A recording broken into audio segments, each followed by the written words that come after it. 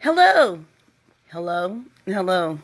It's been a while since I've done a Monday musing. It's been a while since I've actually gone live just to talk about anything in particular. I may have done a post a while ago, but it was brief and it was about something that really wasn't me, if I'm not mistaken. Nonetheless, I'm sitting here tonight just enjoying a quiet evening at home, watching my favorite shows, just being me. And I thought, you know what, I'm going to close out this year with what I'm going to call the final Monday musing for 2018, as well as just sharing a little bit.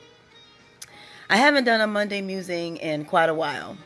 For many of you, you know that beginning in July, I actually took on the responsibility of looking after my mom.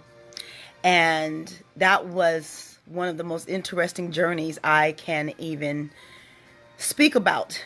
Think back to this time last year, and it was just about, hey, 2018 is coming, and I got some things I want to accomplish, some things I want to do. And honestly, beginning the year, not even thinking about building a relationship with my mother or even dealing with her on a regular basis, because for those of you who know me, you know that we were not close. We didn't have a solid relationship. And the biggest thing was she was going on a cruise and once again was asking me for something. And that's how I felt our relationship was. Like, you just ask me for things when you need them and you won't even call and say hello. And that's really how I was feeling about how our relationship was. So when she says, hey, I'm going off on this 4-month cruise, I'm like, fine, I'll check the mail. I'll make sure everything's okay. No problem. Honestly feeling a little bit of an inconvenience, but whatever, I'm going to do it, right? Time progresses. She goes on the cruise. Her health begins to decline on the cruise, but she's not telling the full story, so it's just a matter of she's being who she is. She blocks everybody out of her life and gives you a little bit of her story, right? Well, by the time she gets back, now it's becoming evident on what's really been going on, and the health is declining at a rate where it's affecting her mobility. But because she's pushed through for so long, had been a cancer patient for about 10 years. She had actually been what they consider stage 4 for going on 10 years. You just kind of wipe it all out. And me, because again, our relationship is what it is, I'm just moving on like, okay, she's just doing her, right? Well, here comes May, and my aunt keeps bugging me. Like, Trace, you need to go over there. Your mom's tripping out about her internet. You need to go figure out what to do. Here I am feeling resentful because, again, you're asking me for something. And if I cry during this video, because it is a full share. And that's how I want to close out my year, with a full share, okay? Anyway, she's like, she needs her internet. And here I am, like, you can do whatever you want, whenever you want. Why you keep calling me when you want something for free? That's how I kept feeling. So I'm like, she can call Geek Squad. She knows how to handle her own life. She doesn't want to be bothered with me. She doesn't want me around. Finally, I go. And this is when I see that she hasn't even had the energy to unpack. And I'm thinking, wow, she's been back for 2 months and has not had even the energy to unpack and put her clothes away. So, okay, I'll come back the 4th of July and I'll spend time doing that. Come back July 3rd. Now, mind you, I'm doing everything I normally do. Planning my life, what I got going on with the council, what I got going on with church, people, those who know me, I'm always going, always doing. So here comes July 3rd. And I'm like, I'm just going to dedicate this night to unpacking and I'm going to get back to my life. That's what I'm thinking, right? Well, July 3rd, I go to the gym, because those who know, I started going to the gym. What? And I go to the gym. I had a whole day at the church office, doing everything. Get to her house. And I'm like, okay, Let me get in gear. I'm going to spend the night. I'm going to wake up. I'm going to unpack. And I'm going to go on home. I'm going to get home before these bullets get started for the 4th of July. Walk in. Nothing in the world prepares you to find your parent on the floor and can't get up. And that's basically what it was. Reaching for tissue. So I'm walking in and I'm like, expecting to hear her voice. She would call my name. So I'm walking in and all I can see are her legs. And I'm like, what in the world? And it catches me off guard because she says, Trace, oh my God, you came. You came. She kept saying, you came. And I'm thinking, she didn't know I was coming. And I don't even come visit her because I didn't go visit her. And she's like, oh my gosh. And literally at this moment, she's talking to me like I've become this superhero who showed up because she prayed for help. So she proceeds to say, hey, I've been on the floor for 6 days and I didn't know how I was going to get up. I couldn't figure it out.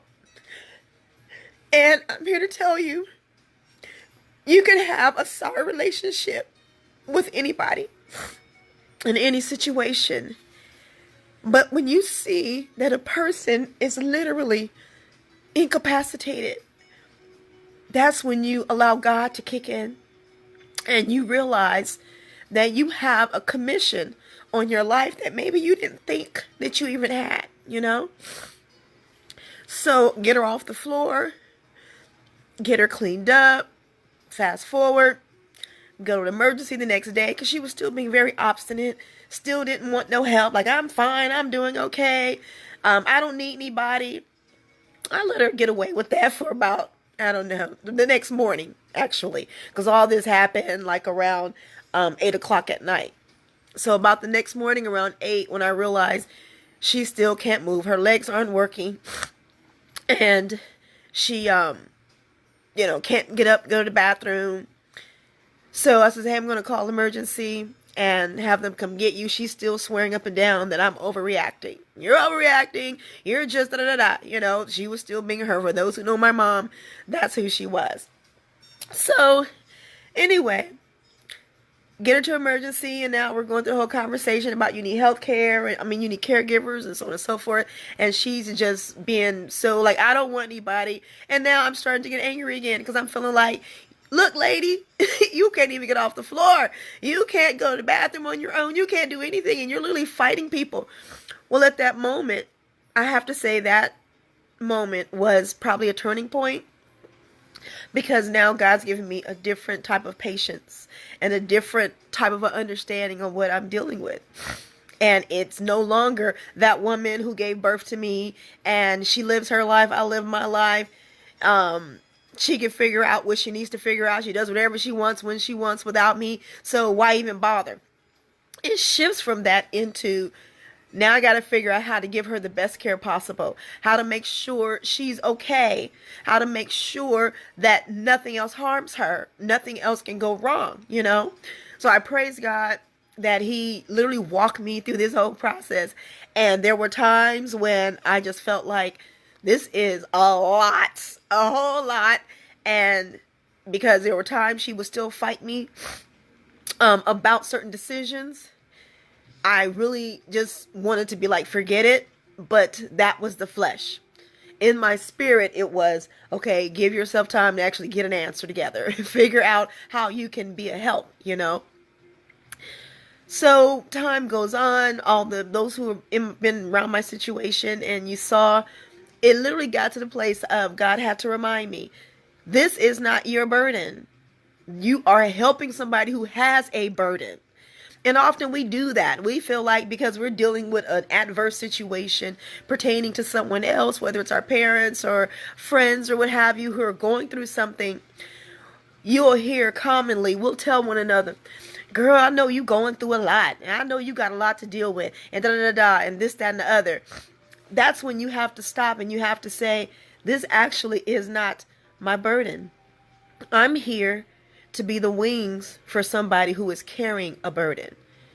I'm here to be a companion on someone else's journey, someone else who needs a companion at this time in their life. And I got to look at it like that and not look at it as it's a problem, because it's not a problem. One day I'm going to have a problem and I'm going to need someone else to walk into my life and be my wings and to help be the one who lifts me through whatever process I'm going through, you know? So fast forward, time goes by, and literally we were able to get legal documents in place, things that she would not talk about, things she wouldn't even deal with. We were able to get a lot of these things in place. And when I say it went from 60 to 0, you know, we always say, oh, it goes from 0 to 60. No, it went from 60 to 0 pretty much, because it was, she was okay up talking, la la la la, and basically within a 5-day period began transitioning, to the extent that I'm talking to her one day, literally a Sunday, laughing, joking.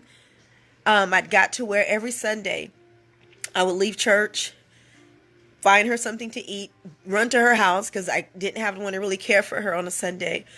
And the Lord had to check me on that, because I was starting to feel like I'm giving away my Sundays. And the Lord says, this ain't your day, no way. So how are you giving away a day that you don't own, a day you didn't create, a day that you didn't cause to be? So that's another situation that you got to correct your language. You ain't gave away nothing. If you're being one of my angels in the world who's helping people, you're just doing that in a day that I gave you, that I gave all of you. So that shifted to, I started looking forward to Sundays. I started looking forward to going to worship, being with my heavenly family, and then leaving, going to find something for her to eat, getting to her house. Often it meant I had to clean her up, because, you know, she needed to be cleaned up and refreshed for the day. And we sit down and we eat and we talk about stuff and watch TV. And honestly, God gave me and her that time to build a relationship that we didn't have, a relationship that did not exist. And only God knows how to do that. And I want y'all to hear clearly, because some of you out there are in relationships that are unhealthy, and something can be done, but no one wants to do it. No one wants to yield and give in. No one wants to be the one to say, I'm sorry, or no one wants to be the one that takes the road of humility.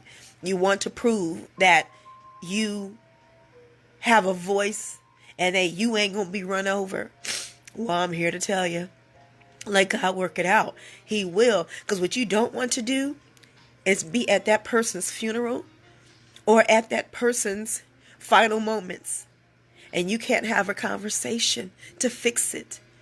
And now you're laying across somebody's altar or on some psychologist's sofa crying out with regret. So whatever it is, I'm looking at the clock right now. It's 10:23, December 31st. Not that going into a new year is necessarily the end all. Like, hey, if I don't do it now, I'll never do it. But it's a benchmark. Benchmark this time and say, I will not begin that year, the next year, carrying something that I'm not supposed to carry, that I can't let it go. I can lay down my sword. I can say I'm sorry. I can accept someone who says they're sorry, who wronged me.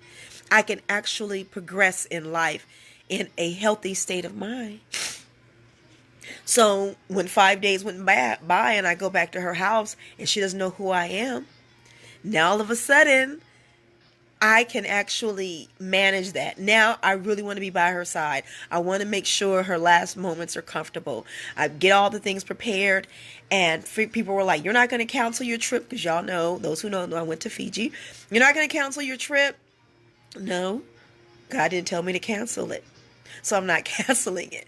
I'm going to go forward, but I'm going to plan everything. So if she transitions while I'm gone, everything's in place. And don't you know, God surely worked that out from beginning to the end. As in, she had the most peaceful transition. It's like she just went to sleep and just stayed asleep until her body stopped working. And that also taught another lesson to me. We in the world of Christianity, we try to decide who is and who isn't a child of God, who is or who isn't redeemed. And I told someone, when you have someone like my mom, and those who know her know I'm not making this up, she lived how she wanted to live, and that's a clean way of putting it. And in the back of our minds, oh, she's going to have to face eternal damnation because she's done this, she's da-da-da, she's lived this way, she said this, and da-da-da-da. But the one thing that I came to appreciate during this process, reaching for more tissue, was if a person is literally as bad as all that, and we're declaring how their life is supposed to end, I'm kind of thinking, how can they have a peaceful transition? How is that possible? That's because that situation between them and God. It wasn't about us. It wasn't about what we felt like they deserved because of how they treated me or how they treated others. It's really about how they finished their race. So that, I'm hoping, will help some people get your mouth off of other people. I said this at her homegoing service, and I will call it a homegoing because a peaceful transition like that can only happen if you're going home. And I've talked to others who those individuals have not reconciled their relationships, and they have a torturous departure. And in the case of Miss Linda Lou Willis, that was one of the most peaceful departures. Anybody who came in was like, she just looks like she's asleep, like just calm, beautiful skin, no writhing, no pain. Didn't have her on meds, didn't have her sedated. She was just peacefully calm. She was in there because if you said a certain thing or you touched her hand a certain way, she could respond a little bit. But in my mind, that just reminded me of the grace of God. Not that you're going to live like a hellion and don't decide, hey, I'm going to do whatever I want, because you don't know what God's going to decide on the end. So your job is to get together now. Fix it now. Reconcile it now. Like I said earlier, don't let another day. If you can fix it now at 10, almost 10:30, after 10:30, go fix it now. Make that phone call. And don't you text. Make the phone call. Pick up the phone. Let that person hear your voice. Hear your intentions. Intentions can't be relayed on a text message. They cannot. Only with a voice. By saying, you know what, I wronged you and I'm sorry. Period. Don't go into that, if I hurt you. No, that's not how you do it. You just simply cop to your issue and move on from there. And then if that person isn't ready to receive it, give them that time to receive it. If they just say, hey, you know what, I hear what you say, but I ain't ready to get over it, that's fine. But the point is, you start planting those seeds of love in their life. You start planting that desire for them to have a healthy and a well future, okay? So that was the chapter with my mom. And for those that know, 3 weeks later, my grandfather died, which that was Daddy. And that one hit me far harder. But I'm here to testify through all of it, through it all. God walked me through that process. So when people are calling and checking and texting, and it's the holidays, I know it's hard for you, Tracy. I have to mildly correct them. It's not hard. It's not. Because when God walks you through something, He's already your companion. You cry along the way. But when those next days come, those holidays, you're able to sit back and reflect with gratitude. Not with tears of sorrow, but gratitude that you made that journey and you were able to help someone when you didn't think you would even want to deal with them. And I hope you guys hear from my heart what that is, because I do know people out, some watching, some may watch later, where you are really avoiding something. You don't want to deal with it. And the problem is, you're not dealing with it means you can't be healed either. Whether you know it or not, the illnesses and ailments that you start to feel in your body, those back aches, those headaches, a lot of that is unforgiveness. A lot of it is. You can figure out how to forgive and let go. Watch how things in your body will change. Your skin may even clear up. I can make a joke about it, but it is so real. It's so real, okay? So as I sit here approaching 2019, I am able to say it is well with my soul. It is. There are some people I've had to let go who they can't come into the new year with me. They're not permitted with my soul. They're not permitted to follow the light that I am following into the new year. They can watch from afar, but I can't invite them to participate because my state of being is at risk. And God has brought me too far for me to literally drop that off for the sake of somebody who I feel like needs to follow with me, you know? And it's okay. It really is. I'm not saying I hate them. I'm not saying I wish bad for them. I'm just saying for this part of the journey, it's healthier if I move on without them. And that is okay. As they say, if Jesus can shake the dust off his feet and move on, because that situation wasn't a good one, we're allowed to do the same and be okay with it. Long as you're doing it with no malice in your heart, no hatred, and there is truly just a matter of, I forgive that situation and I'm moving on. It's okay to make that choice as well. And I really hope that what I'm sharing is encouraging people to make a change. Not about New Year's resolutions, because a resolution is just a commitment to do something. This is a matter of just do it. Just do it. Don't commit to doing it. Do it. Whether you do it January 1st, January 3rd, 4th, 5th, January 20th, just do it. That's why you won't see me posting all over social media. Oh, I'm going to plan to... No. If I start October 20th, that's when I started, okay? So, Tracy's Monday Musing. I thank you for watching, those who've watched. I thank you for being an encouragement and support through all of this. I have learned so much. I have approached age 48 truly with a mighty testimony. When 2019 comes around and I'll share other parts of my journey, it's nothing I'm going to share on live right now. You'll just see it as it's happening, because I am watching God's promises start to fulfill themselves. So that's my last bit, which is whatever you've prayed for, whatever you've hoped for, whatever you looked forward to, don't give up. Don't give up. If it's within God's will, it will happen. So as you pray, as you're requesting, as you're seeking for whatever you're seeking, always end that with, if it is your will, God, let it be done. Because if it's his, it'll be done.